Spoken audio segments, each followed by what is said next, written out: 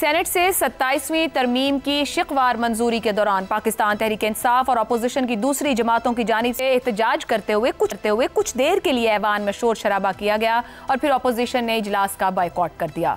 27वीं तरमीम से मुत्तफिक होना या इससे इख्तिलाफ करना हर सियासी जमात का जमहूरी हक है, मगर सवाल यह है कि इस तरह के एहतजाज से क्या अपोजिशन जमातें हुकूमत को 27वीं तरमीम करने से रोक पाती? कोई शक नहीं कि 26वीं तरमीम की तरह हुकूमत ने 27वीं तरमीम के लिए भी बहुत जल्दबाजी से मंजूरी दी, मगर दूसरी तरफ अपोजिशन का रवैया कैसा रहा? 27वीं तरमीम के लिए अपोजिशन की सबसे बड़ी जमात PTI के अरकान ने न पार्लियामान में होने वाले इजलासों में शिरकत की और न ही मुश्तरका पार्लिमानी कमेटीज में।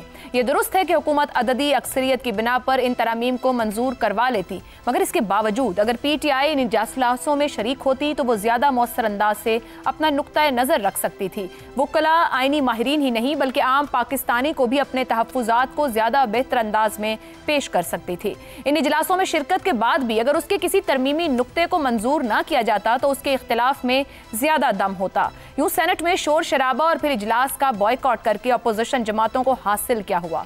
ऐसे में बड़ा सवाल यही है कि हुकूमत ने जिस तरह से इस तरमीम को मंजूर करवाया और फिर अपोजिशन ने जिस तरह का गैर मौसर एहतजाज किया, ये सब पानी का एक बुलबुला साबित होगा या इसके सियासी असरात सामने आएंगे? PTI और अपोजिशन जमातों की तरफ से सड़कों पर एहतजाज करने के दावे किए जा रहे हैं। जाहिर है कि एहतजाज के लिए अवाम की हमायत दरकार होगी, तो क्या अब की बार अपोजिशन अवाम को ये बावर करवा पाएगी कि उनका एहतजाज एक शख्स की बहाली के लिए नहीं बल्कि पाकिस्तान में जमहूरी और अवाम के हुकूक से जुड़ा हुआ है? क्या अपोजिशन जमातों और उनके रहनुमाओं की तरफ से इतने शऊर की तवक्को रखी जा सकती है? इसी पर गुफ्तगू रहेगी। पैनल के लिए सवाल। सेनेट में 27वीं तरमीम की शिकवार मंजूरी, अपोजिशन का गैर मौसर एहतजाज, एक और ला हासिल मश्क या किसी बड़े एहतजाज का पेश खैमा? हसन निसार साहब, आपके ख्याल में अपोजिशन ने अभी तो पार्लियामान से वॉकआउट किया, मौजूद नहीं रहे, खड़े होकर ये भी नहीं कहा कि हमें ये शिक पसंद नहीं या हम इस बात के खिलाफ हैं, गायब हो गए वहाँ से। अब एहतजाज के ऊपर तकिया किए हुए हैं, क्योंकि ला हासिल मश्क है या वाकई इतना दम रखते हैं कि सड़कों पर कोई बड़ा एहतजाज कर पाएंगे? देखें, बात सुने, हमारे मुल्क में जहालत, गुर्बत, बीमारी, बेरोज़गारी वगैरह वगैरह के अलावा और कुछ भी मैटर नहीं करता। और जहाँ हुकूमतें मैटर ना करें वहाँ अपोजिशन बेचारी किस बाग की मूली या गाजर है। कोई मुआवजा हो जाए तो मैं कह नहीं सकता, और मुआवजों का ज़माना वैसे मेरा ख्याल जा चुका है, बाकी मुझे नहीं पता। मतलब इतनी बड़ी अपोजिशन सर, कम से कम खड़े होकर ये तो कह सकते हैं कि हम इसके खिलाफ हैं, अपने मौजूद होने का तो इजहार करें, कम से कम मौजूद तो हो उस जगह पर। पार्लियामेंटेरियंस है ना वो नहीं मौजूद, तो आपको भी पता है, आपने भी कहा है सबसे बड़ी जमात, मौजूदगी का एहसास नहीं है? अगर आपको है तो रेडी वाले को भी है। सर ओपन फ्लोर देके चले गए ना, जरा आगे जाके फर्क, आपने जहां अगर 2-2.5 घंटे लगाने हो तो आप आधे घंटे में पास करें। और भैया मैं टर्मिनोलॉजी है उसके गिर्द हम रड़कते रहते हैं, उसको मैंने अपना जवाब दे दिया। ठीक हो गया। इफ्तिखार साहब, ये बाइकॉट जो है जमहूरी एहतजाज है, उन्होंने जैसा भी किया, शोर शराबा या जो भी रहा, आपके ख्याल में किसी बड़े एहतजाज की तरफ जाएंगे? बेअसर अलामती रद्द-ए-अमल दे दिया, बस बात आई गई होगी, अपोजिशन का किरदार इतना ही था इस जमहूरियत में, इस पार्लियामान में? उनका किरदार इससे ज़्यादा था। हर एक शिक के ऊपर वो डिबेट करते और तजवीज़ पेश करते और साबित करते कि जो शिक है ये हुकूमती बदनीति पर मुश्तमिल है। ये तो उनको मौका दिया गया था ना। आज उन्होंने तकारीर की हैं, आप ये ना कहें कि उन्होंने तकारीर नहीं की, लेकिन उनकी तकारीर में ये जो बिल था उनके सामने, इसकी जो क्लासेस थी वो नहीं ज़ेर बहस आई। शख्सियात पे बात होती रही, अपनी पार्टी पर होने वाले जुल्म पर बात होती रही और अपने पार्टी के बानी के बारे में बात होती रही। ये बिल तो उनके पास था और उनको तकरीरें करने का मौका दिया और कोई एहसान नहीं किया स्पीकर ने उनको मौका दे के, ये उनका हक था।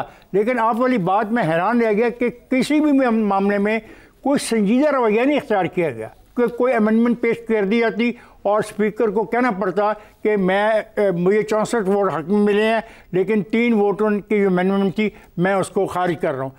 ऐसी सिचुएशन आने नहीं दी। देखिए, ऐसे पार्लियामेंट नहीं चलती, ना पार्लियामेंट जमहूरी चलती है।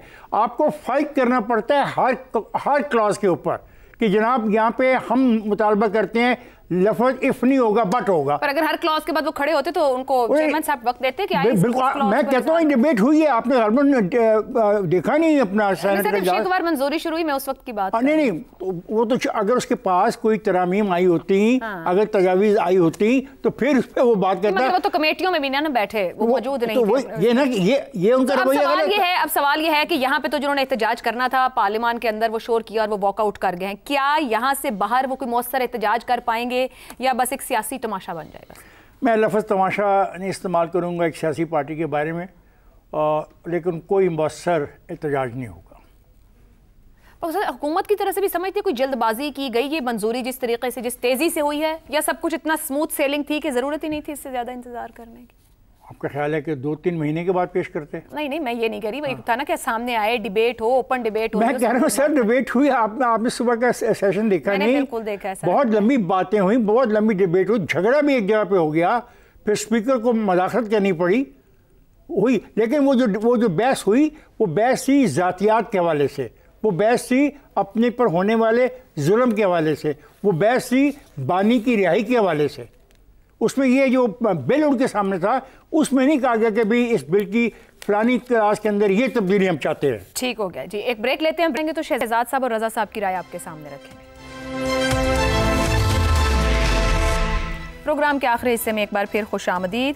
शहजाद साहब, सेनेट में शिकवार मंजूरी हो गई तरमीम की, अपोजिशन का गैर मौसर एहतजाज रहा, क्या वो यही कर सकते थे और उनके इख्तियार में इतना ही था, या आप समझते हैं कि अब की बार वो सड़क पे जाके एहतजाज करने की और इकट्ठे होने की बात कर रहे हैं, अवाम साथ होगी और वो ये बावर कराएंगे कि हम आपके लिए निकले हैं, ना कि एक शख्स की रिहाई या उसके मामले के लिए?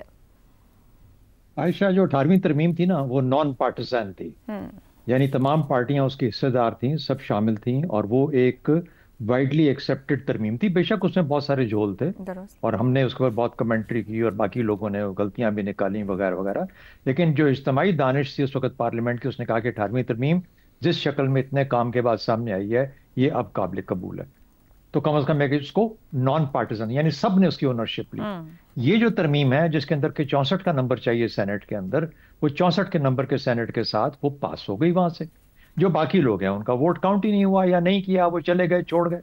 अगर वो 36 कर भी जाते या 38 कर भी जाते, जितने भी पीछे रह गए थे कर भी जाते, तो क्या फर्क पड़ता? ये तरमीम तो पास हो गई थी ना। सर, 2 वोट वैसे ऑपोजिशन ने दिए हैं, एक जेयूआई से आया और एक पीटीआई के सेनेटर हैं।